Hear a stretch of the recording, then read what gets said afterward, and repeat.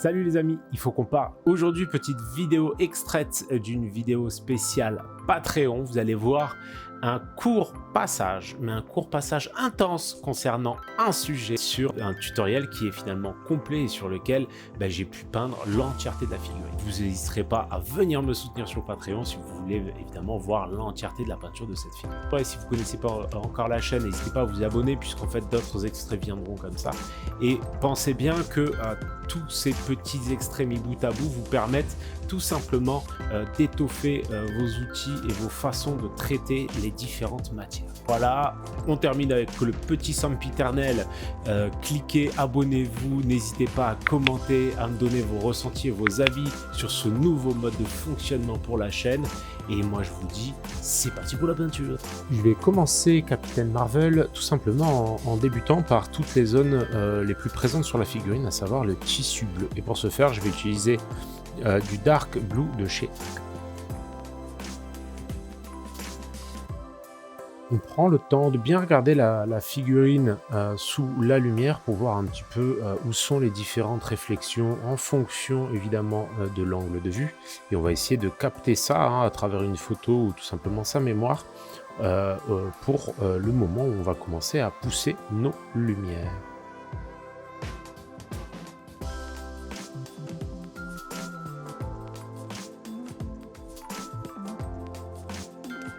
Donc, comme d'habitude, on va partir sur une consistance laiteuse. Rappelez-vous que la peinture ACA a tendance à être plutôt très couvrante. Donc, en l'occurrence, là, ça va nous arranger puisqu'on part d'une sous-couche noire.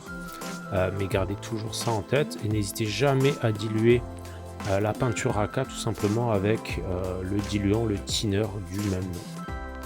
Pensez toujours évidemment à pousser la couleur avec le flanc du pinceau vers la surface qui va nous intéresser le plus et à faire des mouvements qui vont finalement un petit peu englober les volumes. Ça aide toujours à donner en fait plus de volume à votre peinture. Je vais continuer toujours au Dark Blue et je vais essayer d'avoir l'intensité que vous voyez un petit peu là sur la cuisse, sur évidemment plus de zones, en insistant avec cette même couleur un petit peu moins diluée et sur des zones moins étendues.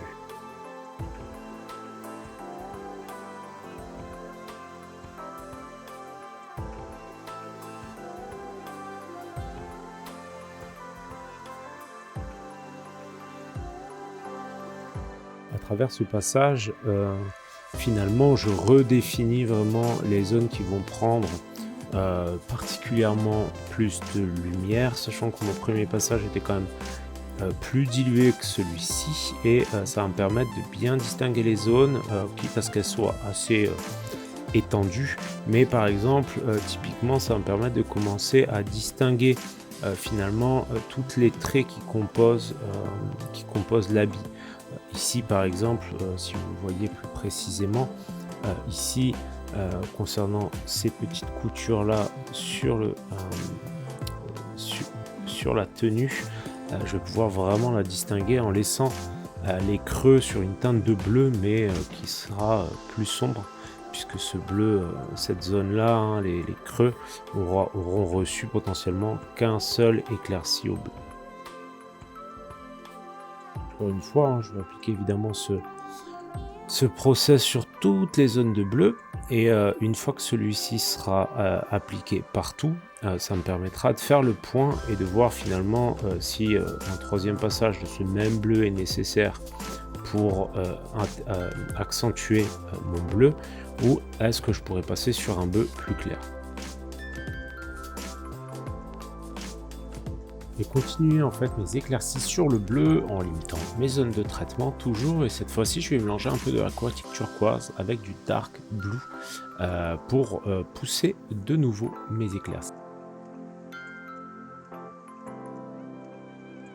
Comme vous le voyez, j'hésite pas à poser au début mes zones de lumière pour vraiment définir les zones vers lesquelles je vais pousser ma lumière, quitte à revenir par la suite avec un pinceau et de la peinture un peu plus diluée et pousser dans cette direction. Ça va beaucoup m'aider à finalement savoir où et dans quelle direction pousser mes lumières.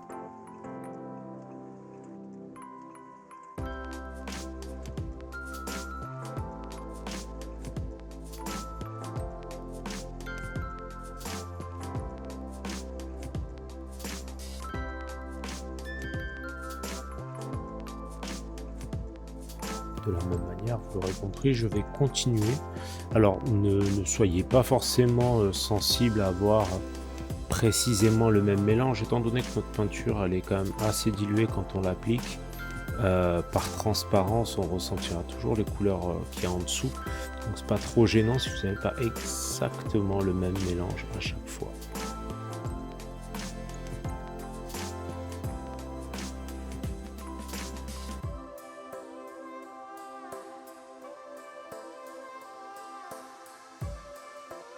Rappelez-vous, moins j'ai de peinture sur le pinceau, et plus je vais la diluer et affiner les dégradés avec le peu de peinture qui me reste, et toujours en poussant dans la direction qui m'intéresse le plus.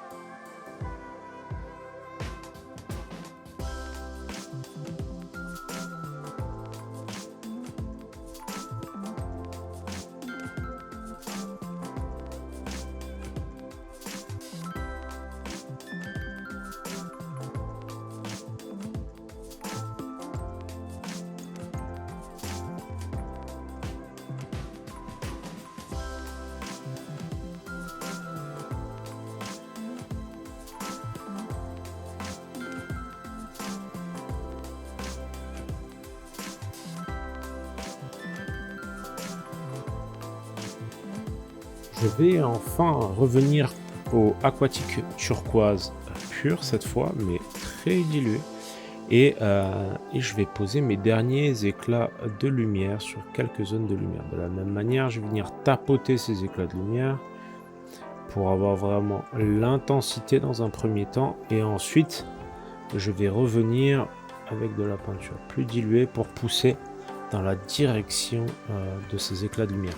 Je vais essayer de doser le aquatique pour qu'il soit présent sur des zones quand même assez limitées pour éviter que ça dénature de trop mon bleu que je veux garder quand même assez sombre et plus bleu que turquoise.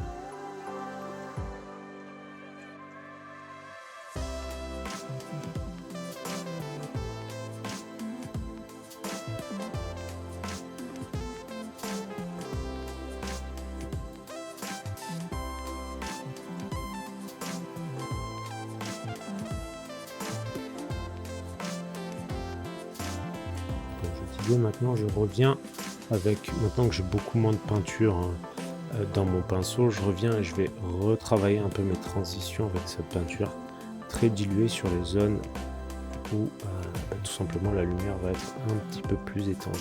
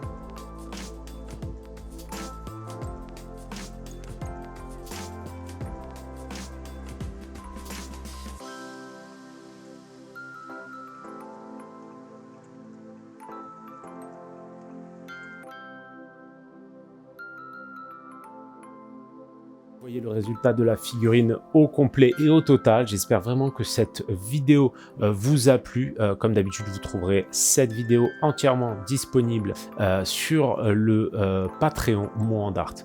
Un énorme merci à tous les noms qui s'affichent et qui me soutiennent sur Patreon de mois en mois. C'est grâce à eux que la chaîne continue à vivre et que je peux vous proposer toujours autant de tutoriels sur la chaîne. Alors un énorme merci à eux et n'hésitez pas à vous joindre à nous puisque vous aurez accès à encore plus de contenu évidemment et à mes plus beaux remerciements. Et je vous dis à bientôt pour le prochain tuto. Ciao ciao!